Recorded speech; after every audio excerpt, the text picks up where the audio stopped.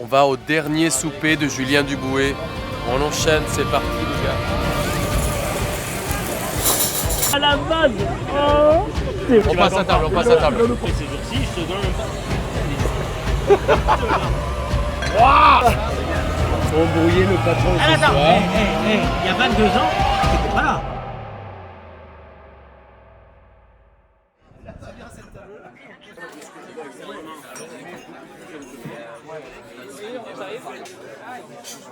Tu arrives au bon moment. Les garçons.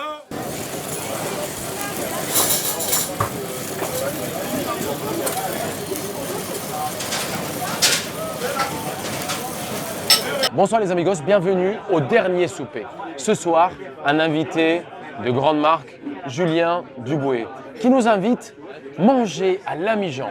Ce soir, Stéphane Jégo, aux manettes d'un des bistrots les plus emblématiques de Paris et je pense du monde. Un restaurant dans lequel il y a une âme, il y a quelque chose qui se passe. Les odeurs, les bruits, les goûts, les couleurs sont toujours saturés, sont toujours au rendez-vous.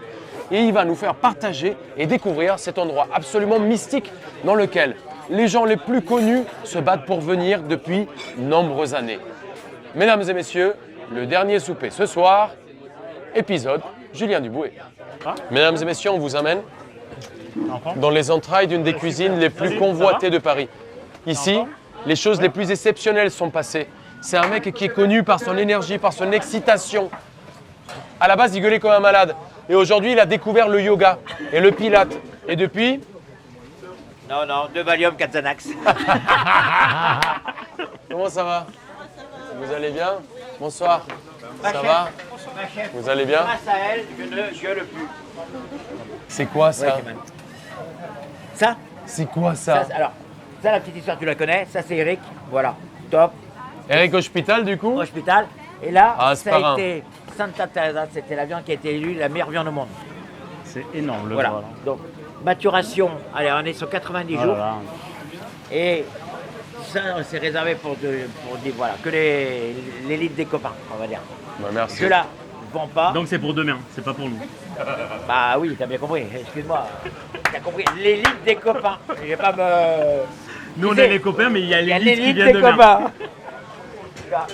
Donc voilà, donc l'idée c'était tu vois, d'arriver à faire ce côté gourmand, convivial, le plaisir, et là, et en plus on a fait pêcher, là, vraiment là, des dorades royales Nord-Bretagne, par un copain à moi là, ça, il nous a pêché 3. Incroyable. Et moi je Ah, t'ai c'est ramené ça, Stéphane. Des Il y a- truffes Non. 3,7 kg de truffes blanches. Ma retraite. Il y a 18 ans, donc on est venu ici parce que j'adore ton restaurant, tu le sais. Et il y a 18 ans, quand je venais manger ici, tu nous faisais tu as toujours mis un pâté sur la table. Exactement. Et je n'ai jamais eu la recette. Regarde. Il te l'a Ben pas voilà. donné? Non, Il t'a il a- pas t'as jamais partagé la Il recette? n'a de ton jamais voulu la donner. Et j'ai pâté. Non. j'ai travaillé dessus. Et en plus de ça, là j'ai reçu des bécasses chassées de cette année. Tu sais très bien que je suis vraiment dingue de chasse. Ouais. Et c'est vraiment une saison pour moi qui est très particulière, c'est une saison d'émotion et c'est vraiment une saison de partage. Donc la bécasse, c'est bien voilà, des plats phares, des plats rois. Et là, je t'ai fait justement pour ce soir cette terrine de campagne particulière et j'ai réalisé exactement comme mon père me l'a appris. Mon papa était boucher charcutier et on le faisait à la ferme chez mes grands-parents. Là, elle est réalisée exactement au gramme près et à la pesée près. Et si tu veux, au moulin, tu vois, j'ai même repris les vieux moulins, tu vois, à la main pour pouvoir avoir la texture pareille. Donc je voulais, voilà, ce côté partagé. Et Et il fait des terrines en fait. Tous les 2 mois, il a une terrine différente. Moi j'ai un souvenir ici, une fois, de manger une terrine de lièvre que tu avais liée au sang. Ça c'est quoi ça? je sais que Julien affectionne et j'ai vu que le truc. Non, le groin. Le groin. Oh, il adore! Eh, donc, je voulais te montrer ce que c'était réellement un groin. S'il te plaît, tu peux me passer le plat avec le groin. Donc, je voulais te faire, si tu veux, un petit peu tous ces symboles. You want to de taste notre- the groin? De notre amitié. C'est quoi? C'est le groin. C'est le nez du cochon, le groin. Mais, tu vois, c'est mon- Tu vois le groin? Oh là là, regarde. Eh, Mais moi j'étais tout content d'en avoir trouvé il y a un mois, j'avais fait la vidéo. Ça c'est le groin ça. Oh là là. Elle est pas belle Là, la c'est vie. pas le groin ça. Voilà. Là, il y a ça, tous les problèmes qui le disparaissent. groin, là. Voilà. C'est ça le groin. Voilà. Hein, ça, c'est du groin. Ça. Oh là là, c'est Et donc beau, là, ça. je vais vous le reprendre après et je vais vous le caraméliser. Et là, tu as le groin qui est cuit, poché. Ça, c'est énorme. Ensuite, repris et recuit. Sur les joues, là, qui arrive Voilà. sur les joues. Et la dernière surprise, La taille des Saint-Jacques. C'est les produits qui donnent tout le temps. alors, Ah, du foie de volaille. ton fameux foie gras, parce qu'on a une histoire tous les deux avec Ah, le c'est foie énorme. gras. Tu vois, c'est pour ça qu'on est là. C'est pour ça qu'on est là. Il y a tout un symbole, si tu veux. 18 ans, Ouais. je viens manger ici pour la 3e fois avec Charles Fontes de Montpellier. Bien sûr. Tu vois qui c'est? Ouais. Chef étoilé à Montpellier, le seul d'ailleurs. On arrive ici, on mange à cette table en bas à gauche. Les deux, Toto Lolo, un samedi soir, on travaille pas, on mange, il nous envoie un foie gras entier en cocotte, au céleri et aux truffes. Mec, ce moment-là, avec Charles, on s'en parle à chaque fois qu'on se voit. Chaque fois qu'on se voit. Je l'ai fait exactement comme la même. Pourquoi? La particularité, si tu veux, le côté brun, on traite de cinglé depuis X années, je pense que les gens n'ont pas tort. Le foie gras, il est frit comme une frite dans une friteuse, Ok. à 180 degrés, d'où le côté, si tu veux, ambré. Ensuite, je le prends et je le poche tout doucement, là, dans un bouillon. Celui-là, il était poché dans un bouillon d'algues. Et donc, tout à l'heure, je vais vous le prendre, je vais vous le faire chauffer, vous allez voir, et tu auras une texture qui va être parfaite, parce que la mauvaise graisse et le mauvais foie, ben, tout ce qui est du mauvais dans le foie, part Il est dans déjà le parti, foie. ouais. Et tu vas avoir que du texture, donc tu n'as pas ce côté gras, tu n'as que de la matière. Mesdames et messieurs, vous avez compris pourquoi l'ami Jean chez Stéphane Diego, c'est absolument exceptionnel. C'est parce qu'il ne suit pas des règles. Il n'est pas en train de suivre tout le monde comme un mouton. C'est quelqu'un qui est toujours en train de créer, qui se fait confiance à lui-même et qui s'écoute. Et en plus, le seul but dans sa vie, c'est faire plaisir à ses amis, faire plaisir à ses convives et faire plaisir à ses clients. Stéphane, merci. Mais je Merci t'en de nous prie. recevoir. Donc voilà, donc tout ça, on va se le partager, on va se faire plaisir, et ça va être un moment de gourmandise, très cher. Merci, Monsef. Allez, à table. Viens là. Amitié. Yeah. Et t'as le petit citron noir. Trop bon. C'est hot. Mais quel petit! Mais putain! Mais c'est grâce à lui qu'on est là à la base! Oh, c'est vraiment une saloperie, tu m'as dit que tu venais pas! Ça, c'était la surprise. Et c'est grâce à lui tout ça! Mais si, c'est vrai, c'est vrai, c'est vrai! Oh putain! Quel enfoiré! Mais quel enfoiré! Oh putain! Oh putain! Ça va? Merci d'être là. Mesdames et messieurs, Yves Candebord qui est là aujourd'hui avec nous. En surprise parce que le jour où j'ai demandé le dernier ça. souper, le jour où j'ai demandé à Julien Duboué qu'est-ce qu'il ferait pour son dernier souper, il m'a dit le repère de cartouche parce que j'ai découvert un jour un homme exceptionnel, Yves Candebord. 2004. C'est au repère de cartouches. Ouais, t'imagines, 2004. hein. Et toi, tu te rappelles? Ah oui, parce Ouais. que j'ai remplacé Rodolphe. Exactement. Parce que Rodolphe voulait prendre une semaine de vacances, je lui ferme pas, je te remplace. Parce que moi, je Non. travaille- moi, je Mais le travaille pas. hasard de la vie, quoi. Ouais, le hasard de la vie. Ouais. Il m'a dit son meilleur restaurant où il avait le mieux mangé, c'était l'ami Jean. Et bien aujourd'hui, les deux désirs de Julien Duboué pour le dernier souper sont réunis. On passe à table, on passe à table. Yves, je l'ai appelé il y a un mois. Je lui ai dit, on fait une émission, on a envie de lui faire la surprise parce qu'il m'a dit que son repas, le dernier souper, ça serait le repère de cartouche quand Yves était aux manettes. Ouais, parce que ça a été une rencontre pour moi qui Ouais, a c'est été la cause, hyper forte alors qu'on se connaissait pas du tout à l'époque. Et à la fin du repas, il me dit qu'est-ce que tu fais demain soir? J'ai dit quoi que je fais demain soir? Et moi j'avais 20 ans, 20, je sais C'est pas. 2004, 2004 c'est sûr. C'est parce que j'avais vendu la régalade et je cherchais le relais. J'allais signer le relais. Et donc je suis sûr, c'est 2004, c'est sûr.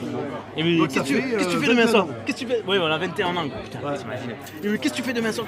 Je dis quoi que je fais demain soir? Je rentre, j'étais avec une. Bref.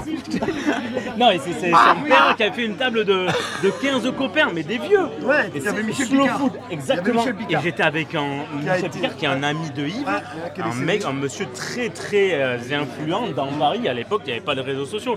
Très influent, qui a été le mec qui a créé l'un des été premiers bon. bistrots Ouais, les garçons. parisiens. Oh! C'est un dingue, tu sais. Waouh! On a dorade royale pêchée, on en a pêché 3. Donc aujourd'hui chez l'hôpital. Et là, Santa Teresa, donc c'est la meilleure viande au monde. Donc on est sur le sud de l'Espagne. Ça ira 90 jours, c'est une tuerie. Bon, la Hey, mission. mesdames et messieurs, on a ce soir avec nous pour le dernier souper de Julien Duboué en surprise Yves Candebord. Yves Candebord, il est né à Pau d'une famille de charcutiers, Ouais. si je ne me trompe pas. Paysan charcutier. Paysan charcutier, il avait le choix entre plombier, Ouais.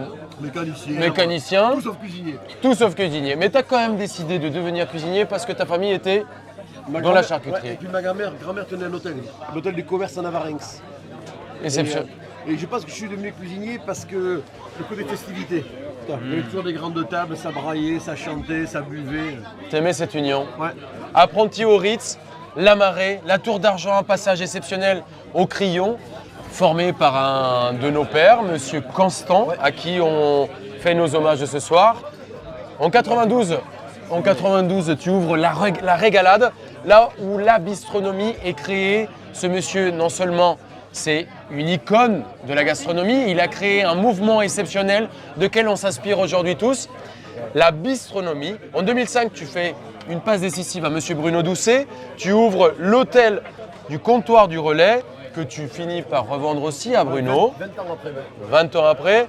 Masterchef, la radio, la télé. Tu fais des repas chez Air France. Mask Singer déguisé en petit cochon. Pourquoi un petit cochon? Un gros cochon. En gros cochon.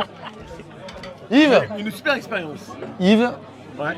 tu es non seulement la personne qui nous inspire peut-être le plus à la jeune génération, tu es quelqu'un qui continue à évoluer avec ton époque, tu es toujours d'actualité, tu continues à foncer, tu crois dans la jeunesse, tu es quand même quelqu'un d'exceptionnel et je voulais te remercier d'être là ce soir. Tu sais qu'on m'a jamais fait tant de compliments. Hein. Non mais vraiment, Et il est fort, hein. et je suis du... Non, je crois simplement qu'on a. Je juste fait ce que j'avais envie de faire. C'est tout, j'ai rien fait d'extraordinaire. Hein. C'est dans la vie quand tu fais ce que tu aimes déjà et surtout ce que tu as envie. Malgré qu'on te dise de ne pas le faire. Je crois que c'est le plus important. Faire ce qu'on est.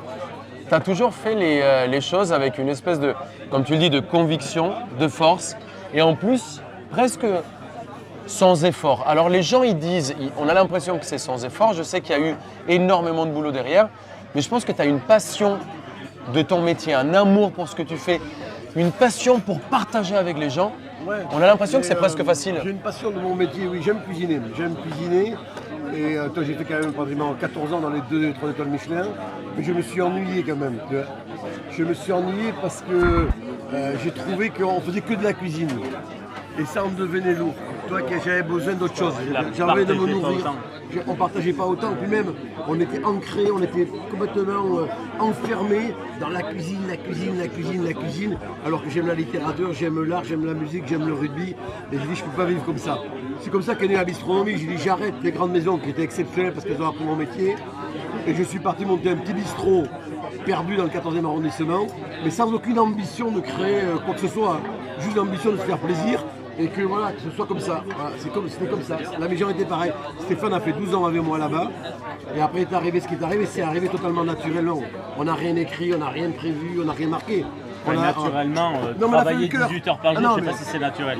S'il y a bien un truc qui vous lie, Ouais. c'est le labeur que vous avez physiquement à pouvoir travailler Ouais, pendant mais tu vois, 18 heures à Je sais pas, 16 heures, je sais pas 18 si heures. c'est bien maintenant, Julien. Tu vois, je pense que c'est la chose. Moi, je pense que c'est vraiment le plus gros truc qui vous lie, moi, de ce que je vois extérieurement, alors qu'il mais- est beaucoup plus jeune que toi. Ouais. Mais ce que vous faites physiquement avec votre corps pour le travail, c'est Ouais. énorme. Enfin, Mais c'est vous avez toi, un... ce que tu dis, c'est la réalité, mais c'est peut-être la chose que je regrette le plus. D'avoir trop travaillé. Tu t'enfermes oui, dans oui, le travail. Quand tu travailles, Tu profites maintenant, t'as la retraite. J'en profite maintenant, mais on est resté cuisine, restaurant. On a eu du mal à s'ouvrir l'esprit. Il a fallu du temps pour se dire il faut qu'on aille s'oxygéner, il faut qu'on aille faire autre chose, il faut qu'on devienne intelligent. Moi j'ai beaucoup de mal encore aujourd'hui de voir des gars de la génération au-dessus de moi, qui arrivent à un âge, ils n'ont fait que ça. Quoi. C'est très difficile. L'ouverture d'esprit et la vie, c'est quand même très important. Tu es quand même un des premiers cuisiniers, je pense, dans le monde, en tout cas en France, à te dire je vais créer un lieu dans lequel il n'y a pas que l'assiette et le service qui comptent. Il y a une ambiance, il y a un service, il y a un style, quelque chose de décontracté. On va venir mettre une musique, dire un petit mot qui soit beaucoup plus relax. Tu as créé un mouvement. Mais tu as créé une mouvance, tu as créé un mouvement. Parler des vignerons, Je suis pas sûr que je crée quelque chose en fin de compte, parce que bon, quand je viens comme moi, on vient du sud-ouest, nous on connaît l'auberge. L'auberge, c'est la fraternité. Tu vois, c'est des produits d'exception qui sont cuisinés de façon souvent dans les auberges assez simple. C'est vrai que nous on y mettait un peu plus de gastronomie. On avait dans le village. Voilà. Qu'on avait dans le Mais village. c'était ça le partage. Et puis c'est se retrouver avec monsieur le maire, monsieur le ministre, monsieur le président, un copain qui jouait au rugby, qui travaillait à l'EDF, qui était smicard, et que tout le monde se retrouve et que tout le monde ait les sourires et partage. C'est la vie. Ah, c'est dire, on parle, regarde, ça parle ici, la tenue vestimentaire, personne ne la regarde, mais tout le monde a le sourire. Ce que je voulais, c'est un lieu où on sourit. Pour que les gens viennent, ils sourient. Et après, peu importe si on avait fait bien le travail, si l'assiette était belle, si le vin était bon, c'est quand ils passent la porte, ils disent qu'on a passé un super moment. C'est tout. C'est que ça. Et quand tu passes la porte, que tu dis j'ai passé un super moment, tu reviens. C'est la réussite. Tu es quand même un des cuisiniers, je pense, les plus connus en France. On va pas se le mentir. Oui. Et à côté de ça, tu croises un Landais qui est même pas connu, qui vient d'arriver au pays, qui vient d'arriver à Paris, qui vient d'arriver avec tu.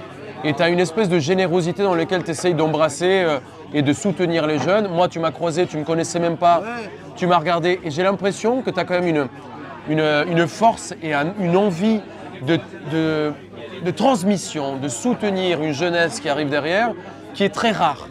Pourquoi? Je ne sais pas si elle est rare, mais parce que c'est ancré en moi, parce que moi je suis... C'est rare. Ouais, Oui, c'est vrai. La réussite n'est pas toujours amenée de transmission et de partage. Quand je suis arrivé à Paris, je ne connaissais personne. Tu vois. Alors j'avais 2-3 adresses, on m'a dit va voir là, va voir là, va voir là. J'y allais, j'ai été accueilli. Les gosses, ils me disaient le gosse vient. Et je ne payais pas. Mais t'inquiète pas, tu paieras ta tranche d'argent. C'est notre culture, c'est ma culture, c'est la culture suisse, c'est aussi la culture de mon père. Mon père, n'importe qui rentrait à la maison, qu'il soit en noir, jaune ou violet, ou tout ce que tu veux, il s'asseyait et mangeait. Tu vois, je pense que c'est la vie, c'est tendre la main. Il ne faut pas s'oublier d'où on vient, il ne faut pas oublier que chacun dans sa vie, on a notre révolution. Et quand tu es petit, le truc qui me fait énormément rire aujourd'hui, c'est que plus j'ai été connu, moins j'ai payé et plus j'avais d'argent. Le monde est à l'envers. C'est quand tu commences que personne ne te connaît qu'on devrait t'accueillir, qu'on devrait t'aider. C'est ça, c'est beaucoup plus important. Et ça, tu le transmets, et nous, il nous l'a transmis, et on le fait mais aujourd'hui. Et comme tu as sait. dit, en fait, transmettez. Ouais, il faut, quoi. Je pense que de toute façon, la plus belle des choses, c'est quand tu aides les gens, mais sans les aider, en attendant que je en retour, quand tu le fais naturellement. Julien, quand je le vois la première fois, il mange à une table, je ne suis pas chez moi. Je tiens un restaurant qui n'est pas à moi, je fais le tour, ça s'est bien passé, ouais. Je vois l'accent. Il m'entend. Il entend mon accent. D'où tu viens, et c'est tout naturellement. Tu vois, je ne vais pas te dire qu'entre guillemets, je me vois, donc c'est 2004, je me vois en 80. Oui, bien un sûr. petit gamin du sud-ouest qui arrive, tu vois, qui a les yeux grands ouverts, qui est émerveillé de tout. Mais il était quand même Après- un peu plus con que toi quand même. Hein. Ah non, Ah, ça, à c'est l'époque, pas- ça, c'est pas sûr. c'était très timide. Non, mais mais il à était l'époque, il réservé. voulait comprendre comment les Landais arrivaient à battre les Béarnais au rugby, à la pelote, à tout en fait. Donc il a eu un besoin de compréhension. Non, mais tu vois, je me voyais 20 ans avant, arriver à Paris. Heureusement qu'il y en a qui m'ont tendu la main, heureusement qu'il y en a qui vont me parler. C'est vachement important. Parce Ce que qu'il quand a fait, t'arrives- c'était énorme. Ben, toi, tu l'as fait quand tu arrives de Colombie, parce que tu es tout seul. Tu nous as inspiré non seulement en cuisine, mais en plus tu as généré et créé quelque chose qui était absolument incroyable.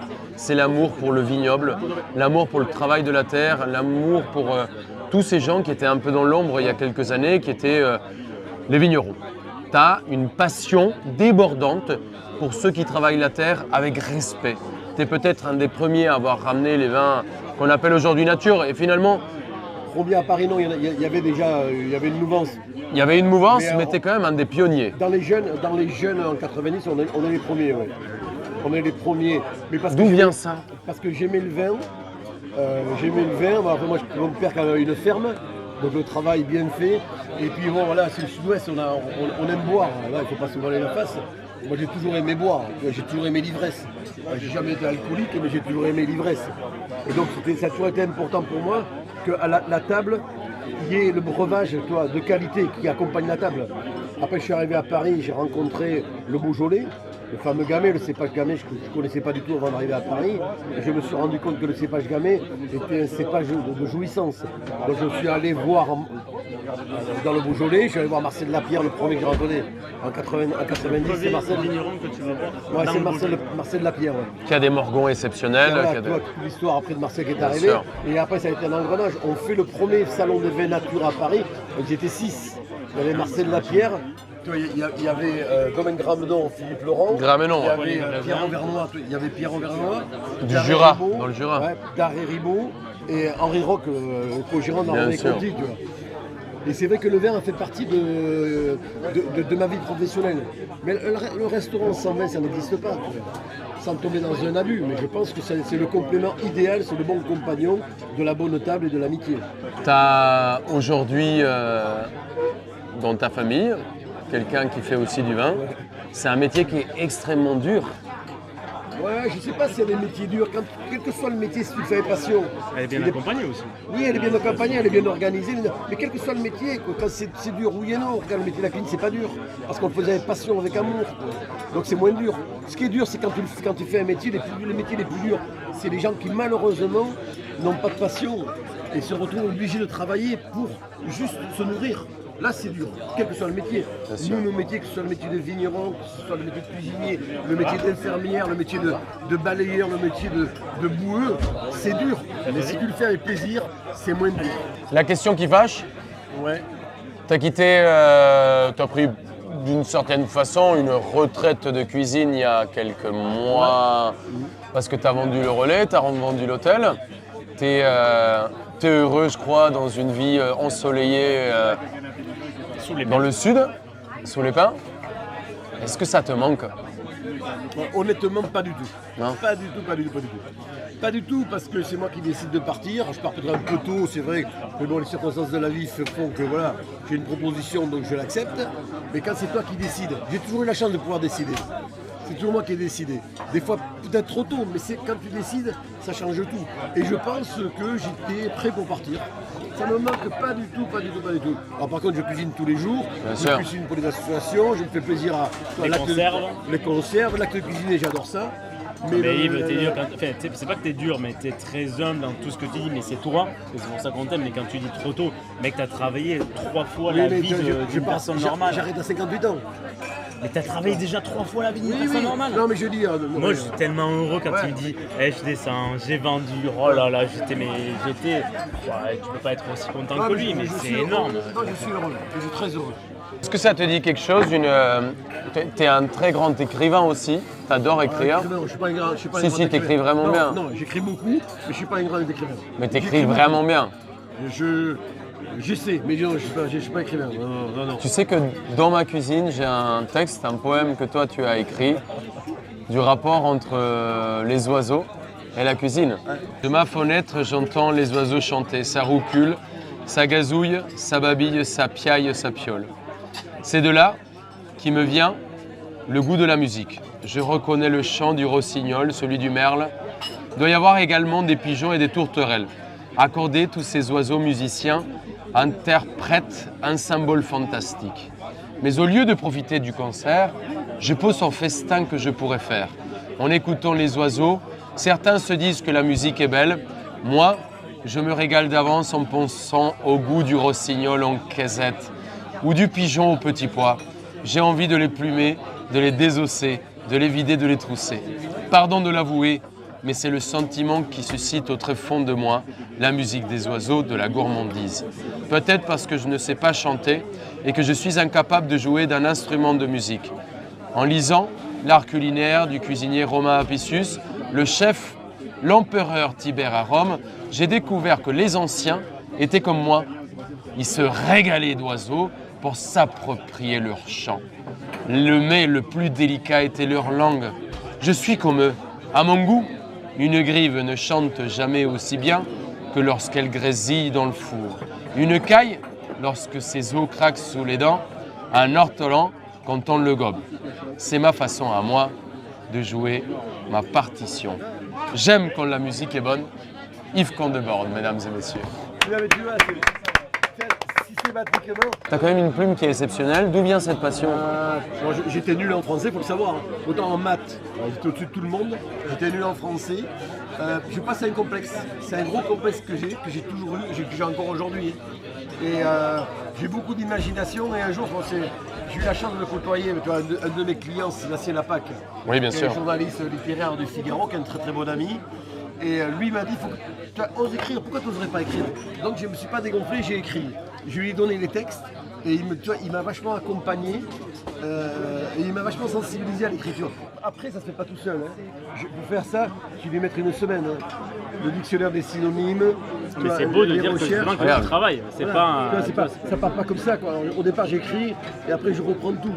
J'ai de la cohérence et il y a tout le temps la parallèle à mon métier. Parce que je sais que dès que je reviens dans mon métier, là, je le fais naturellement. L'acte de d'écrire, c'est comme la cuisine, c'est un assemblage, c'est de l'assaisonnement. Tu joues avec les mots, comme nous on peut jouer à des saveurs, comme on peut jouer avec... Oui, c'est pareil. Après c'est oser le plus dur. Le plus dur c'est oser. Mais bon, après il faut pas avoir d'ego et des fois c'est nul, mais ça me dérange pas.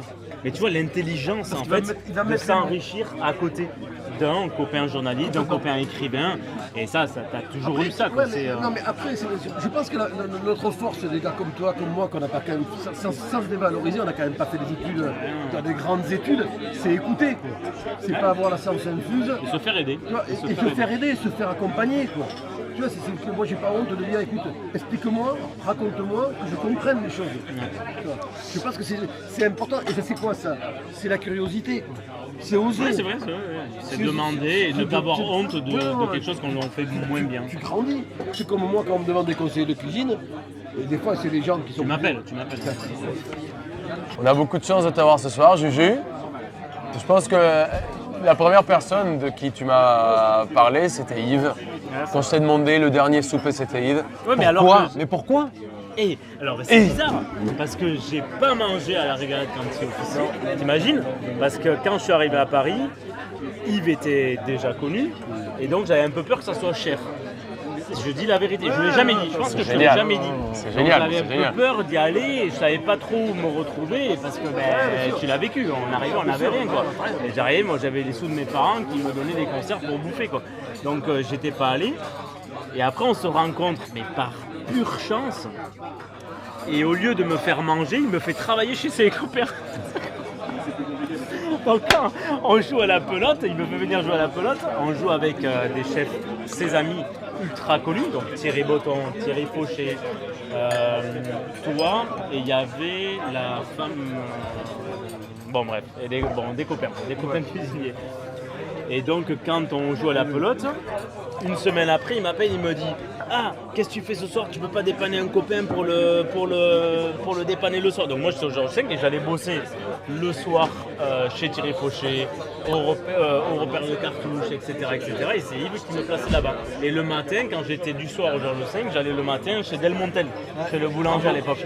Mais tu vois, et mine de rien, une fois de plus, c'est encore Yves, dans mon métier, sans avoir travaillé ensemble, sans avoir mangé chez lui, qui m'a donné goût à la boulangerie. Donc j'étais le soir au Georges V, il me dit va chez Delmontel, il cherche quelqu'un pour faire la carte salée d'une boulangerie. Je me levais à 5h du matin dans le 15e avec Mathieu Mandard, avec qui je dormais. J'allais bosser chez lui, je prenais un métro l'après-midi, j'allais bosser au Georges V le soir. Et tu vois, sans le savoir, c'est comme ça que j'ai mis les premiers pas dans une boulangerie. Non mais quand il réfléchit, c'était il y a 20 ans, 22 ans. Et aujourd'hui, j'ai une boulangerie, un restaurant, et je pense qu'il a influé une grosse partie, C'est l'ouverture d'esprit, quoi. pas que professionnelle. Il avait tout. Enfin, moi, moins maintenant, parce qu'on a vieilli, mais je me vois au début, je buvais ses paroles. Je te jure, on s'asseyait, je l'écoutais parler avec ses amis, limite je servais, ou je faisais à manger, mais je buvais tes paroles. Bon, ça, je ne l'ai jamais trop avoué non plus, mais je buvais ses paroles de ce qu'il racontait en fait de sa vie professionnelle. Oui, mais ça nous a apporté énormément. Parce que Je pense qu'il y a peut-être un besoin de transmettre aussi, tu vois. C'est possible, hein. Naturel, tu vois, mais tu as peut-être un besoin de transmettre qui est tellement reçu. Parce que j'ai toujours, si tu reçois et que tu ne rends pas, ça sert à quoi, quoi. Alors peut-être la peur de pas assez dire, de pas assez donner. c'est un besoin. Parce que vous avez la chance, vous avez quand même une ouverture d'esprit où il n'y a pas de tabou de recette à l'époque. Non. Personne ne donnait rien. c'est vrai. Personne ne donnait rien. Tu avais une recette, quand on te la transmettait, hop, tu devais la cacher. Alors qu'aujourd'hui, on en met tous les jours sur les réseaux sociaux. Voilà, aujourd'hui c'est beaucoup plus ouvert. Et moi j'ai trouvé ça dramatique de se dire, tu peux pas transmettre. Le premier bouquin que je fais qui s'appelle Régalat des gourmandises, pratiquement on me dit, mais pas les bonnes recettes, triche. Je sers à quoi? Mais à l'époque, tu prends les vieux bouquins, t'as pas la bonne recette. Ils ont toujours eu ce cœur ouvert à grande essence et de partager ce que toi tu avais vécu 10 ans en arrière. Et Yves, je me rappelle, j'ouvre un deuxième restaurant. D'ailleurs, Stéphane qui est là me critiquait parce que j'ouvrais un deuxième restaurant, qui venait manger, me dit c'était pas bien, c'était pas bon. Et il avait raison. Mais sauf que c'est dur, à 29 ans, quand tu entends ça d'un copain cuisinier comme Stéphane, qui est le master à l'époque dans la cuisine, et aujourd'hui aussi, c'est pour ça qu'on est là. Mais donc, tu te fais critiquer, alors que Yves disait continue, t'en avances. Tu as pensé à ouvrir un deuxième restaurant, tu vas sortir de ta cuisine, tu vas avancer. Quand tu as un mec comme ça qui te dit ça. Ah, il est là, allez! Et une question pour tous les trois. Oui. Parce que on a énormément parlé de toutes vos qualités, de tout ce que vous avez fait, de tout ce que vous voulez des laisser. défauts, c'est vachement important. Exactement. Donc, moi j'ai envie de parler ici. C'est quoi les pires merdes que vous avez fait? La grosse erreur, si on pouvait remonter le temps, qu'est-ce que vous aurez changé? Yves, on commence par toi. Moi c'est facile. T'es le nez. C'est le côté colérique. Ouais. J'en souffre encore énormément et pourtant, toi, de souvenirs. Le côté très nerveux en cuisine. Sur le terrain de rugby, j'étais pareil. J'étais casse-pied, j'étais assez virulent, mais j'étais pas bon du tout, mais très virulent. Et en cuisine, j'ai été très colérique. Mais on a reproduit, c'est terrible à dire, tu vois, j'ai reproduit ce que j'ai vécu en éducation professionnelle. Tu vois, moi, c'était encore les années 80, j'ai commencé en 78. Les chefs qui gueulaient, tu vois, et j'ai reproduit ça. Toi, c'est vraiment le point noir, toi, que j'en parle souvent, toi, Stéphane, qui a fait 12 ans avec moi, toi, donc il m'a supporté, et on en parle ouvertement. C'est vraiment le point qui me fait du mal, c'est d'avoir été colérique. Parce que j'étais tellement habité de mon métier, et je regrette. Je regrette cette éducation que j'ai eue excessive. C'est beau. Monsieur Duboué, Ben, c'est pas ce pire évident, défaut, ce truc que tu aimerais changer?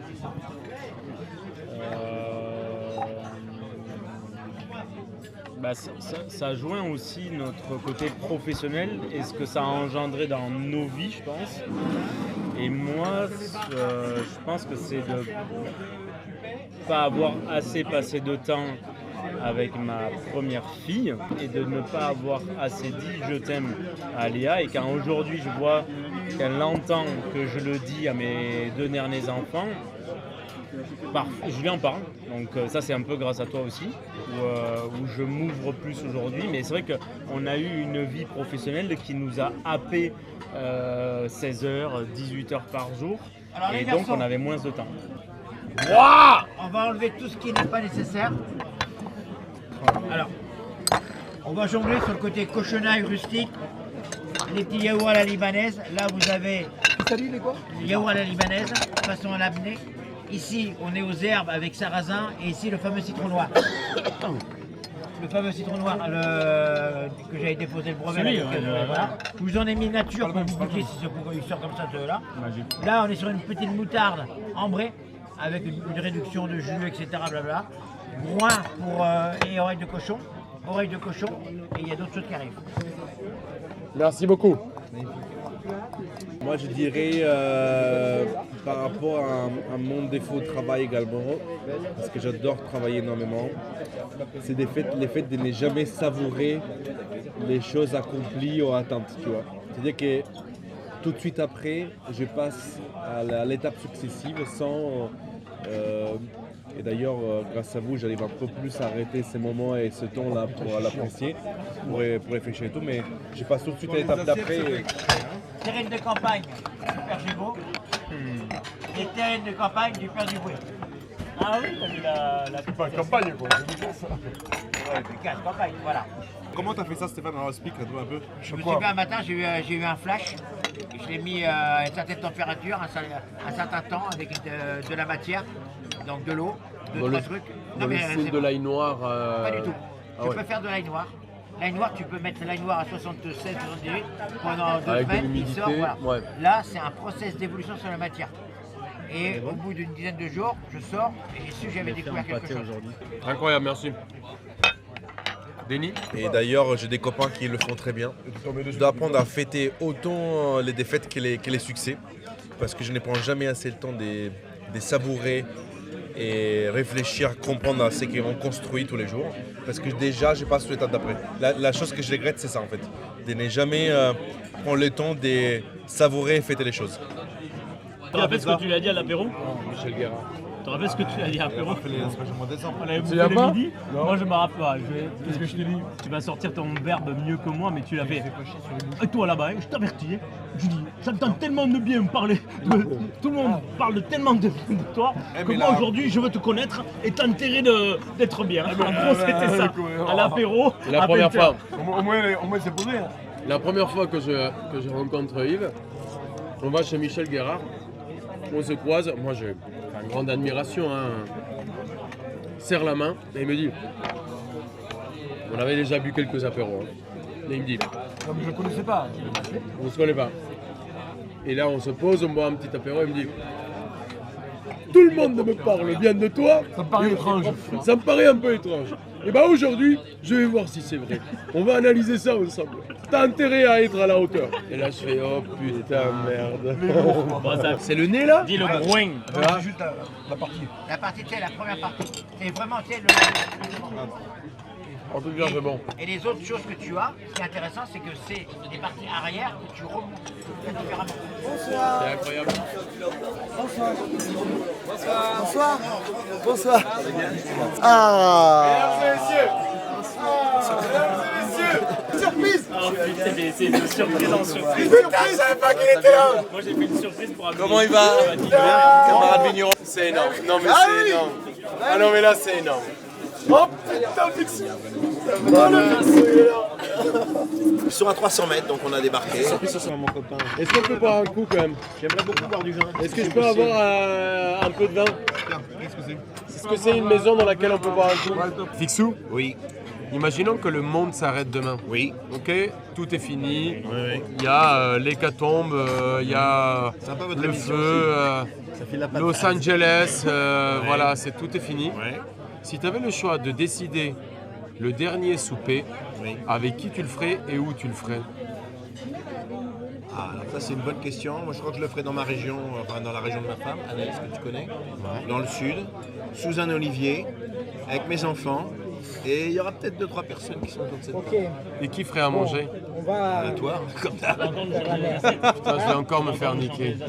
Ce soir, il y a ni queue ni tête, mais il y a quand même une tête, un cul. Voilà la queue, voilà la tête. Monsieur Guilherme de Serval. Les garçons, Oh Non, Ça rigole pas. bougez-vous là, bougez-vous. Allô, allô, allô, Ouais, c'est à allô. moi ça y est. Attention, monsieur Gégaud. Oh Alors là, Oh là là. enlève le verre, Denis. Oh putain Décessionnel. Donc, le premier à Paris à le faire, c'était moi, mon cher. Fous de ma gueule. Tu fais de ma gueule, bien avant mais toi. non, attends, Allô, allô. Tu te rappelles que Et toi, tu fais des citrons confits, mais tu fais pas de la chamba avant moi. J'étais le seul à Paris à le faire. Ça s'appelle Hein? la chamba. Et ça, c'est merveilleux en plus. C'est Tout merveilleux. est fait à main et tout. Bon, ouais. Exactement. Embrouiller le patron Ah, ce attends, soir. il y a 22 ans, t'étais pas là. Non, j'étais pas là. Mais moi, j'étais là. Mais est-ce Et que il y a t'as- 22 ans, j'étais là. Est-ce que tu as des preuves J'ai les factures si tu veux. Je suis au milieu de deux chefs très sanguins. Je suis au milieu de deux chefs très sanguins. Je flippe en fait. Tu sais à qui tu Je parles. vais me prendre une droite et une gauche, je vais Ah, te tu dire. sais à qui tu parles là. J'arrive dans un café, je bois un petit café à côté d'un valide. Et puis au moment de payer mon café, j'ai pas de monnaie. Mais vraiment, j'ai pas de monnaie. Et donc je me dis, je vais aller tirer de l'argent, tout ça, le mec, vous me faites confiance. Il y a un mec au fond du troquet qui me fait, c'est bon, le café, il est pour moi. Comme ça qu'on s'est C'était à rencontrés. l'époque où j'avais mon fils que la journée, où je me battais pour là. Et je le vois arriver, moi je buvais une bière, j'étais tellement au bout. Et je le vois arriver, hop, j'y allais, hop, c'est pour moi tout ça. Incroyable. Joli. Et puis regarde, je crois qu'on a des amis en commun, puis je te cite toi. C'est pas qu'on a des amis en commun, c'est qu'on a un annuaire en commun. Guigui, on a passé quand même ce soir un moment incroyable. Et c'est pas terminé. Et c'est pas terminé. Mais imaginons que demain la planète s'arrête, le monde se finit, il y a une astéroïde qui vient et qui tape l'univers. Si tu avais le choix, en sachant que la planète va se finir, ton dernier souper, avec qui ça serait et où tu le ferais? Bah, en vrai, déjà, là, on est pas mal. Hein. Ouais, mais tu En peux vrai- pas copier, tu peux pas copier. En vrai, là, on est un peu en Ligue des Champions quand même. Hein. dire que donner une astéroïde sur la gueule. Là. Tu pourrais la prendre là. J'ai envie d'un vrai bistrot et d'une bavette à l'échalote. Non, mais attends, je te dis, j'ai vraiment envie d'une bavette à l'échalote. Et à la fois, j'ai envie d'une institution comme, par exemple, la Tour d'Argent, où je sais qu'on sera accueillis comme des rois, comme au bistrot. C'est ton dernier repas de la vie. C'est le dernier souper Ok. de ta vie. Bah, peut-être que je me prends une vue sur Notre-Dame. Peut-être qu'on va à la Tour d'Argent. Dans ces cas-là.